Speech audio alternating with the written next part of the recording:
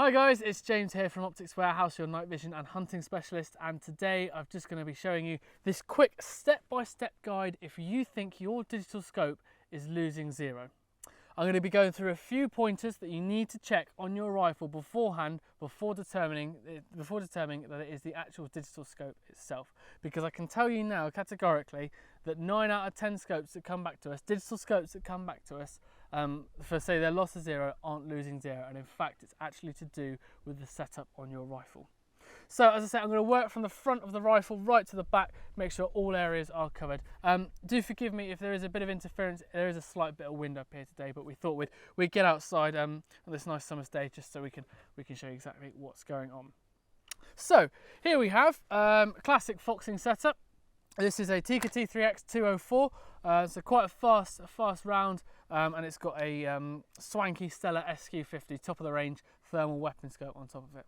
Get a call saying, okay, I think my rifle scope is losing zero. I said, okie doke. So when you say losing zero, what do you mean? He says, well, I fired a shot on a target, works perfect on a piece of paper. I've gone to a fox that night and then I've missed. And I can actually see when I put it on the paper the next day, it's actually 2 or 3 inches out to the right and 2 or 3 inches high. Okay, right. So have you checked the following? As I said, we're going to work through from the front of the gun, and we're just going to make sure every single aspect is covered. Okay, so first thing to check, and is without a doubt the biggest issue when it comes to actually zeroing a rifle in these scopes, is the moderator. Now, I appreciate not all rifles will have a moderator, but majority of them do. So the first thing to check is your moderator tight. Is it actually securely on the barrel, and is it make sure you've got the correct thread, it's all fitting properly, no issues with that at all. Second thing to check with your moderator is take it off the rifle. Simply unscrew it and take it off. Have a look down it. Make sure you're happy with all the baffles inside. Make sure you're happy that there's nothing in there that's going to move that bullet off to different directions. If so, if you have a modular moderator like this one, simply unscrew it, take it apart. There you go. Have a look inside. Make sure everything in there is nice and clean, as it should be. I mean, some of these rifle moderators you can actually put through a dishwasher and make sure they're all properly clean. If not, put a proper rod through there, make sure there's no debris, anything at all that's going to interfere with the actual round itself. Bear in mind that when the round goes through a moderator, there's various different chambers inside, or baffles. So a lot of the gases are getting kept within the moderator and creating this sort of gunk around the sort of the path for the projectile to go through the moderator. So it's absolutely paramount that you check that. Okay, so that's the moderator. Next thing to check is the crown of the rifle. If you have a look here, admittedly this isn't the best example, but looking at the crown there, you've got to make sure there's no pitting, it's all exactly as it should be and is cleaned properly. Nothing in there is going to defer where the projectile goes. Secondly to check on there is the thread. Make sure every single aspect of the thread is as it should be, not showing any indentations, any pitting, any corrosion, anything like that. If it is, clean it, and if you're still not sure, take it to a gunsmith who can have a look at it properly and make sure there's nothing else going on with it. Moving down, we go on to the barrel, which of course is the main event.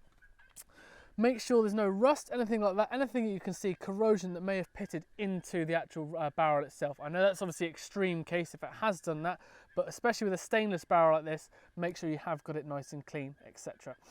Internally, that is obviously your choice with it. If you have a rifle that you are happy with, that shoots a good group when it is dirty, then carry on with that procedure.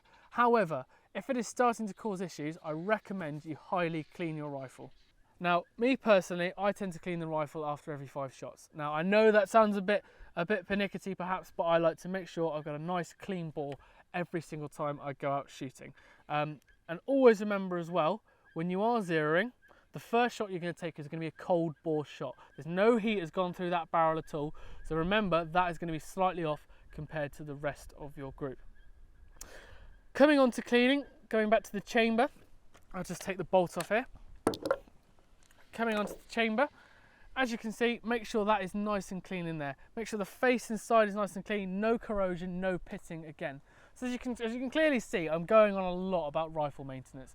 This is absolutely paramount, especially with a centerfire rifle. Just to make sure you've got a nice clean bore, nice clean chamber, and it's going through smoothly and you're getting as most efficient shot as possible.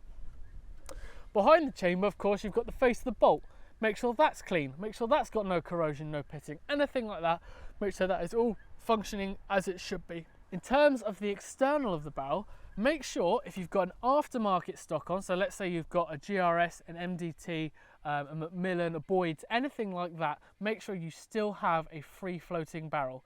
You should be able to put a piece of paper wrapped around all the way along the inside of the barrel up to the chamber, and this barrel should not change stock. Touch the stock, sorry. If it is touching the stock, you're going to disrupt the harmonics of the round inside, and that will in turn disrupt where the round comes out the barrel. So again, that's just something else to think of. Next thing to look out for is the bipod. Now I have an aftermarket, pretty sturdy, pretty expensive Accutac bipod on the front here. That's robust, that's going to stay in position. Make sure you've got the lever on there torqued correctly, make sure you've got the quick release there, that's all torqued correctly as well. If you've got a Harris style bipod, make sure that is nice and tight and secure. There is a tendency with obviously over multiple shots over a period of time, by closing and opening it as well, that can loosen. So every now and then, just check your bipod, make sure it's nice and tight. Same goes for your sling stud. Last thing you want to do is for that to come off and you drop your rifle and then your scope is knackered. So make sure that is nice and tight, nice and secure, still staying onto the rifle with no issues at all. Okay, next thing we're going to come on to is mounting. With the Moderator, these are the most common things that are causing zero issues. I'm very fortunate on this rifle that this rifle has a fixed Picatinny rail. A lot of rifles out there don't, and you will have to purchase one separately if you want to use those style of mounts on your rifle. Let's say you've got a Picatinny rail on all your rifles, so you can use a set of quick release mounts across multiple rifles. Picatinny rails. So make sure these are torqued down correctly as per the manufacturer's instructions. If so, put a bit of Loctite on there. Make sure though, when you do that, you do it on the actual screw, not on the whole rail. Believe me, I've had customers that have put it on the whole rail and it's almost knackered up the whole of the top of the action because they've just glued it on pretty much as well as screwing it. If you are going to put in your Loctite, make sure it is on the screws, and again, make sure it is torqued correctly to the manufacturer's settings. The rings. Make sure you have the correct rings for your setup. So this is a 30mm tube on a Picatinny base, so I need to make sure I hit those two things absolutely correct. Also in mounting, make sure the mounts are the same way on either side. Make sure there's not like one lever one side and one lever the other. That will bend the scope and in turn cause it to lose zero. So again, that's a mounting issue. And if you are using quick release rings, as I am here, make sure you know how much you need to turn, put the quick release on in terms of torque, pressure, etc., all that sort of stuff. And what I tend to do is I tend to take a picture of where the mounts are on the Picatinny rail so they're not in a different place every time I come to try and mount it when I've put it from a different rifle. Okay, next thing itself is the scope. If you are happy that everything I've talked about is working absolutely fine, you've put a day scope on there, no issues at all, anything like that, and it's zeroing correctly, we'll start to look at the scope. Digital day-night scopes, as you all know, they run off a firmware. A lot of these brands, like Hick Micro being probably the biggest out there at the moment, they do actually have various firmware updates coming out every sort of 4-5 months or so. And the biggest issue I get with firmware updates is customers not restoring the units after doing the firmware update. Once you've performed the firmware update, make sure you've done it all correctly as per the manufacturer's instructions. I would highly recommend that you restore the unit afterwards. On some units, yes, you will lose zero. However, that is a small sacrifice to make sure that you don't have a scope that's not performing correctly. In the case of Hick, if you do happen to have a unit that you've not restored after doing the firmware update, the new firmware can fight the old firmware and you get this sort of like these bugs sort of coming together and causing a bit of issues internally. Not necessarily just with the zeroing, but with the rest of the scope as well. So make sure you have restored it to its full functionality. When using a scope like this, for example, I'll just come back onto mounting actually. Obviously, this it does require a firmware update through an SD card. Make sure the card isn't corrupt. Make sure you format it to the unit and make sure you're getting the right firmware online. Make sure you're actually using the correct manufacturer's website. When mounting something like this, again, as I've just said, torque these up correctly. Don't over tighten them, under tighten them, and make sure the mounts here go correctly into the Picatinny slot. Okay, and then last but not least, if you've just bought the scope and you're like me, great anticipation, you want to put it on as soon as you go, yeah, fantastic, I highly recommend you read the instructions. Make sure you've watched plenty of YouTube videos so you understand what is going on. Follow it step by step, watch it through, make sure you've gone through it and then apply that to your rifle scope. Even so, what I tend to do with a new scope is I'll always have my mobile phone out there and I'll always just check, make sure I'm going through the instructions correctly and all that sort of stuff. So one final thing you can just do, just as a precaution, if you're really not sure and you want to make sure you got everything correct, is to lap your rings.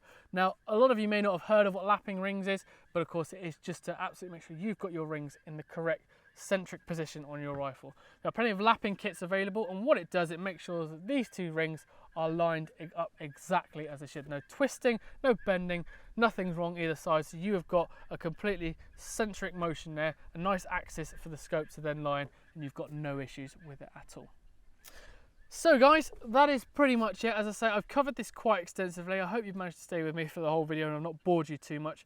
But as I just like to get this video out there because, as I say, 9 times out of 10, the digital day-night scopes that we get back, there isn't a zero issue with them. And it's the same for thermal weapon scopes as well. It generally tends to be the setup itself. I can tell you now, from especially with Alpex, for an example, we've sold an insane number of Alpexes into the market now, and I can confidently say I've not actually had one that has lost zero. And I know it's quite a big bold claim, but I can confidently say that with that scope because there's not been an issue with them losing zero internally. It generally tends to be something to do with the rifle setup. Now, I know today I focused a lot on centerfire and perhaps rimfire setups. With airgun, guys, it is a similar sort of thing. Make sure everything's torqued correctly, make sure your barrel's clean, make sure your moderator, if you've got one on the end, is nice and clean and it's all correct, and make sure your mounts and your Picatinny rail is all set up correctly. It is exactly the same setup.